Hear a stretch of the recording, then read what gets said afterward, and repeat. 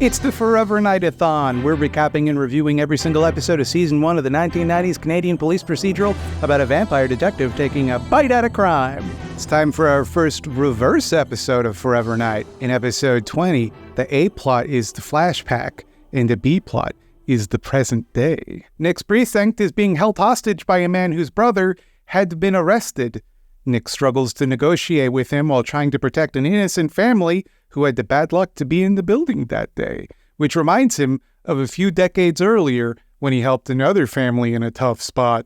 In 1966, Nick breaks into a bookstore in East Germany looking for an ancient tome called the Aberrat, which purportedly has one of the many magical cures for vampirism that he occasionally comes close to finding throughout the series. He's tracked it here, but the bookshop owners aren't interested in helping because they're planning to flee the country. Luckily, as an archaeology expert, Nick knows of a secret exit in the city's catacombs. He'll guide them to it and to freedom, but only if they hand over the book. Unfortunately, they know it's somewhere in their archives, but they don't know where exactly. Somewhere in this big pile of priceless books. So Nick and the family daughter, Lily, a language expert, have to comb through the archives together. And as time goes on, what started as a tenuous alliance between desperate people grows into a genuine fondness. Nick finds himself getting close to the family, and where once he was standoffish and distant, he grows cheerful and affectionate. Time is ticking, though, because unbeknownst to all parties, Lacroix has tracked Nick down and reported him to the secret police.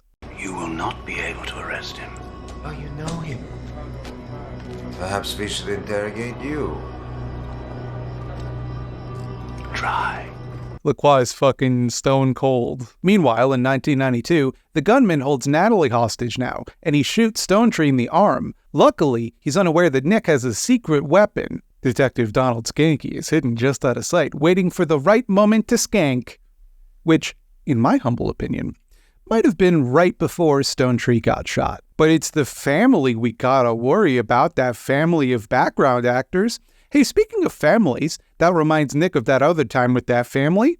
Let us return to Flashback Town, because these two stories are the same, you see, because they both involve a family. Pretty tenuous connection, actually, come to think of it.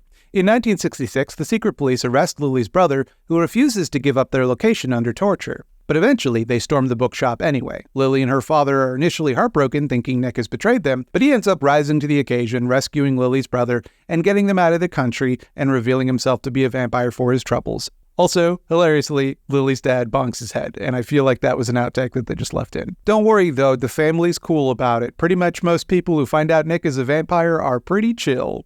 If I were him, I'd probably tell more people. Sadly, Lacroix gets his hands on the Aberrat and gleefully destroys it. No more books! And Nick is going to be a vampire forever. Forever night. Don't know why he cares so much, or how he knew Nick was looking for this random book, or how he tracked Nick, or I don't know. Lacroix is magic. Lacroix is just magic. Lacroix just has magic Nick defeating powers. Meanwhile, in 1992, the guy holding the precinct hostage pulls out a grenade, but yippee-ki-yay, mother skanker, Skanky manages to save the day by shooting the guy, which he always had the ability to do. Nick jumps on the grenade just as ready to sacrifice himself now as he was back then, but of course, the grenade is a dud. On the plus side, though, this does make him eligible to test out his super soldier serum. This episode ends on a sweet note with a voicemail from Lily, who is still alive and thriving thanks to Nick's help. They went on to lead a content, peaceful life like the one he seeks for himself. And he smiles, for once, proud of his good deeds and a happy memory. I know it's never enough to repay you for what you did for us, but thank you from all of us, forever. It's enough. And that shocked me, because this was a really tense episode where I was waiting for a tragedy that never came. Almost all of Nick's flashbacks are about something horrible that happened to him. And sometimes the timeline of when Nick is and is not evil can be a little messed up. He seems to almost flip-flop. But it was cool to see him doing heroics in the past, and it's a refreshing change of pace that, for once, the woman he fell in love with for a week doesn't drop dead or go to jail. And I really like the way they handled Nick gradually warming to the family. You get the sense that he's not quite the happy, cuddly Nick of today, but he's gradually opening up to people. He's starting to realize that becoming mortal means forging connections with mortals. And it's all complicated by the fact that none of them are sure they can trust one another, but they're forced to work together. The trust they build over time, therefore, feels real. It feels earned. By the time that things inevitably go wrong, we care that the family's in trouble. But also, there's a lot of hostage standoffs in this precinct, huh? Is that going to keep being a problem? Maybe you should hire a vampire who can hypnotize people or something. Just spitballing ideas here. Like if you had a vampire there who was capable of like hypnotizing people, what he could do in that situation is just hypnotize the guy holding a gun to his girlfriend's head, and then that way there would be no danger.